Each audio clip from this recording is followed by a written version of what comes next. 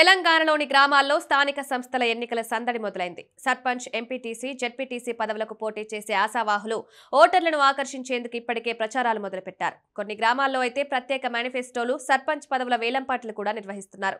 స్థానిక సంస్థల ఎన్నికలకు నోటిఫికేషన్ వస్తుందని ఆశగా చూస్తున్నారు. త్వరలోనే నోటిఫికేషన్ విడుదల చేస్తామని గతంలో పలువురు మంత్రులు కూడా చెప్పారు. అయితే తాజాగా స్థానిక సంస్థల ఎన్నికలపై కీలక అప్డేట్ వచ్చింది. తెలంగాణలో స్థానిక సంస్థల ఎన్నికలు జూన్ చివరి వారంలో నిర్వహిస్తామని రాష్ట్ర రెవెన్యూ మంత్రి పొంగులేటి శ్రీనివాసరెడ్డి వెల్లడించారు. మొదట జెడ్పీటీసీ, ఎంపీటీసీ ఎన్నికలు జరుగుతాయన్నారు. ఆ తర్వాత జూలై చివరి వారంలో సర్పంచ్ ఎన్నికలు నిర్వహిస్తామన్నారు. ఈ మేరకు రాష్ట్ర ఎన్నికల సంఘం ఏర్పాట్లు చేస్తోందన్నారు.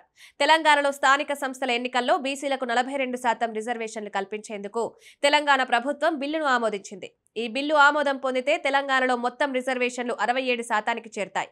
ఇది సుప్రీంకోర్టు నిర్దేశించిన 50% పరిమితిని దాటుతుంది. అయితే ఈ బిల్లును 9వ షెడ్యూల్లో చేర్చాలని తెలంగాణ ప్రభుత్వం కేంద్రాన్ని కోరుతోంది. తద్వారా న్యాయ సమీక్ష నుండి రక్షణ పొందే అవకాశం ఉంది.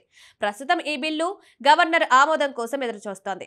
ఈ బిల్లు ఆమోదం పొందిన తర్వాత తెలంగాణలో స్థానిక సంస్థల ఎన్నికలు నిర్వహించాలని ప్రభుత్వం భావిస్తోంది. ఈ బిల్లు ఆమోదం పొందితే తెలంగాణలో బీసీలకు స్థానిక సంస్థల్లో ప్రాతినిధ్యం పెరుగుతుంది. తెలంగాణ రాష్ట్రంలోని 540 మండలాల పరిధిలో ఉన్న 12,966 గ్రామాలకు సర్పంచ్ ఎన్నికలు జరగనున్నాయి. 1,14,620 వార్డులకు పంచాయతీ ఎన్నికలు నిర్వహించనున్నారు. ఈ ఎన్నికలకు సంబంధించిన జాబితాను పంచాయతీరాజ్ శాఖ ఇప్పటికే రాష్ట్ర ఎన్నికల సంఘానికి అందజేసింది.